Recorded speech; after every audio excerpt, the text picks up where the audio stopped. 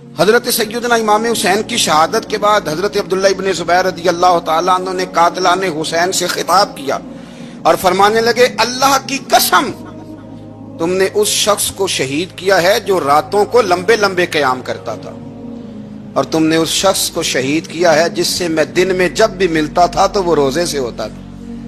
تم نے اس شخص کو شہید کیا جو قائم اللیل تھا، صائم الدہر تھا، اس شخص کو تم نے شہید کیا۔ آپ کو پتہ ہے کہ میدان کربلا میں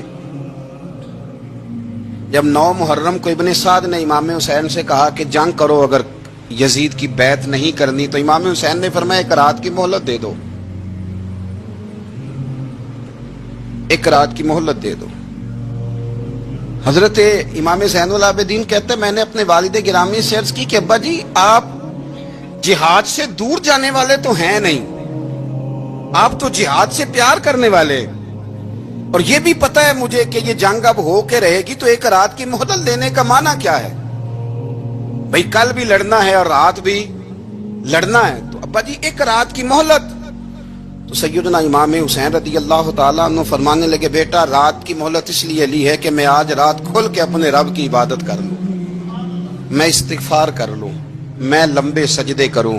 اور کہا زین العابدین تو جانتا ہے نا کہ مجھے نماز سے، تلاوت سے، دعا سے اور استغفار سے بڑا پیار ہے۔ نماز سے مجھے پیار ہے، دعا سے مجھے پیار ہے، استغفار سے مجھے پیار ہے۔ فرمایا بیٹا میں نے اس لیے نہیں کہ میں چاہتا ہوں ایک رات اور دنیا میں رہوں۔ تو امام زین العابدین فرماتے ہیں امام علی مقام نے سجدے پہلے بھی بڑے کیے، پر 9-10 کی درمیانی رات جو ان کے سجدے تھے وہ میں نے کبھی نہیں دیکھے۔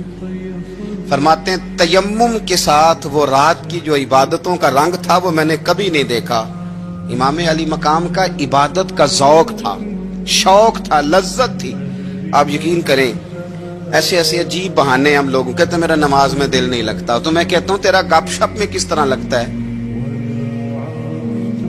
تیرا موبائل پہ کیسے لگتا ہے بھائی؟ یہ تو بھائی ذوق کی بات ہے۔ امام حسین کہتے ہیں مجھے قرآن پاک سے پیار ہے، مجھے تلاوت سے پیار ہے، مجھے دعا سے پیار ہے، مجھے استغفار سے پیار۔ بھائی جس کو جس چیز سے پیار ہوگا دل لگ جائے گا۔ ہم نے کبھی پیار کیا ہی نہیں اس سے، جن چیزوں سے پیار ہے وہاں دل لگ جاتا ہے۔ یہ ایک بہانہ ہے، ورنہ کثرت سے عبادت کرنا، ذوق پیدا کرنا، یہ تو اہل اللہ کا طریقہ ہے۔ والذین یبیتون لربہم سجدا وقیاما، رب کے بندوں کی علامت یہ ہے کہ وہ راتیں سجدے اور قیام میں گزار دیتے ہیں۔ تو امام حسین کی سیرت کا کمال ہے کہ ذوق عبادت رکھتے تھے۔ دوسری بات جو امام علی مقام کی سیرت میں بڑی شاندار ہے وہ یہ ہے کہ سخی بڑے تھے۔ ایک قول سنانا ہے آپ کو امام حسین کا، اور خواہش میری یہ ہے کہ میرے حاضرین اور ناظرین اس قول کو رٹا لگا کے یاد کریں، اس قول کو انشاءاللہ۔ یہ قول جو امام حسین کا ہے نا جی، یہ جس دن مجھے ملا تھا نا تو میں نے بھی رٹا لگا کے یاد کیا تھا، اور میرے پاس جتنی ڈائریاں ہیں شاید میں نے سب میں لکھا ہے۔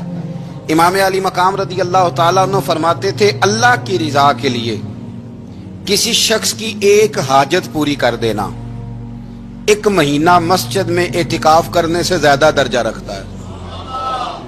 ایک بندے کی ایک حاجت پوری کر دینا 1 مہینہ پورا مسجد میں اعتکاف کرنے سے زیادہ درجہ رکھتا ہے۔ خدا کے بندے تو ہیں ہزاروں اور بنوں میں پھرتے ہیں مارے مارے، میں اس کا بندہ بنوں گا جس کو خدا کے بندوں سے پیار ہوگا۔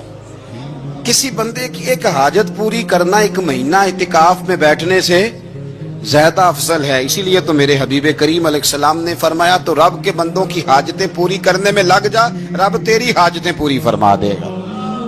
امام علی مقام فرماتے تھے ایک حاجت کسی کی پوری کرو۔